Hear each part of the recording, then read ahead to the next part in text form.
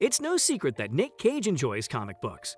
The actor, born Nicolas Coppola, took a stage name based on one of his favorite characters, Luke Cage, to differentiate himself from his famous uncle, Francis Ford Coppola.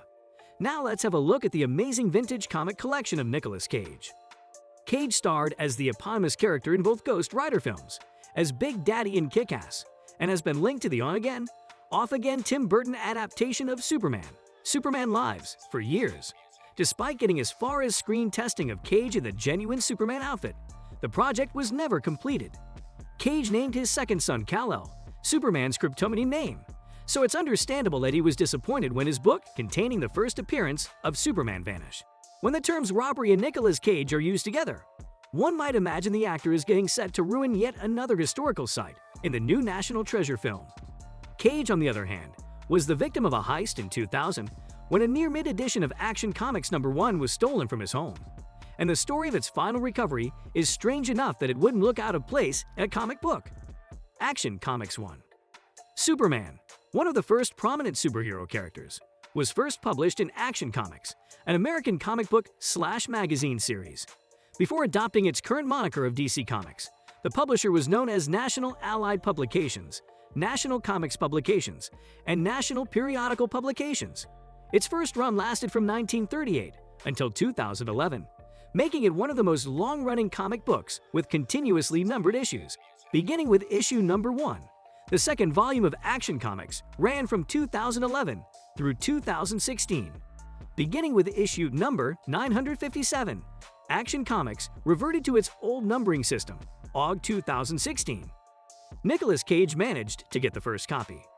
Nicolas Cage's nearly pristine copy of Action Comics #1 featuring the first appearance of Superman sold for a record $2,161,000 in an online auction that ended Wednesday.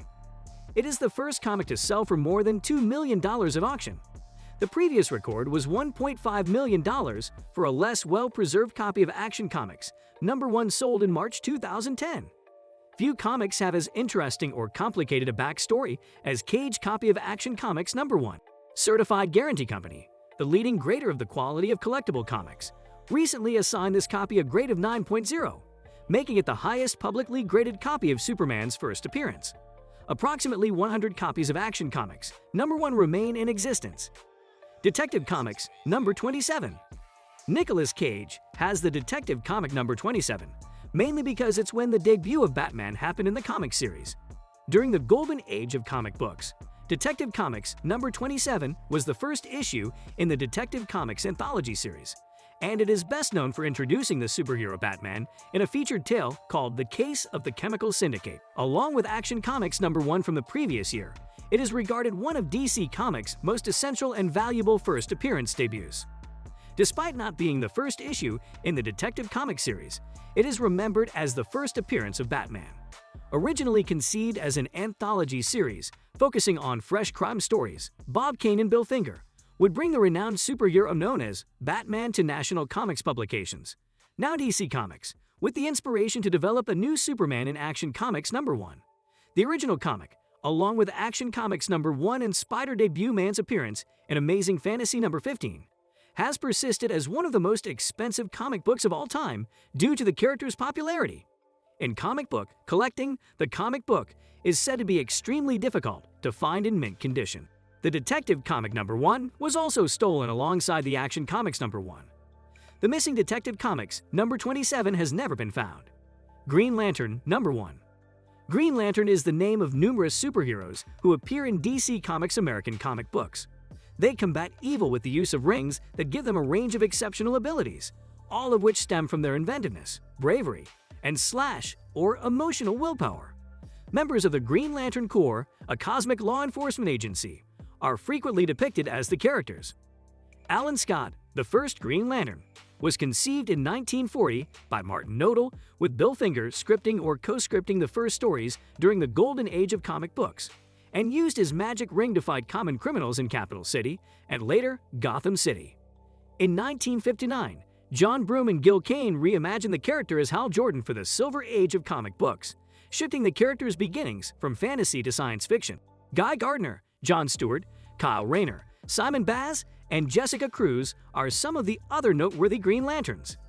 The Green Lantern Corps is one of DC Comics' most enduring groups of characters. They've been made into television shows, video games, and movies. The Fantastic Four number 1. The Fantastic Four is a fictitious superhero team that appears in Marvel Comics' American comic novels. The Fantastic Four number 1, cover dated November 1961, saw the team make their debut, helping to usher in a new level of realism in the medium. With this title, artist/co-plotter Jack Kirby and editor/co-plotter Stan Lee devised a collaborative approach to generating comics. All-Star Comics. All-American Publications, one of 3 firms that amalgamated with national periodical publications to establish the modern-day DC Comics, produced the All-Star Comics series. While the series cover logo trademark is All-Star Comics, its copyrighted title is All-Star Comics with a hyphen, as stated by Postal Indicia. All-Star Comics, with the exception of the first 2 issues, recounted stories about the adventures of the Justice Society of America, the world's first superhero team. It also featured the debut of Wonder Woman. If you want to see more videos like this, please consider subscribing for more.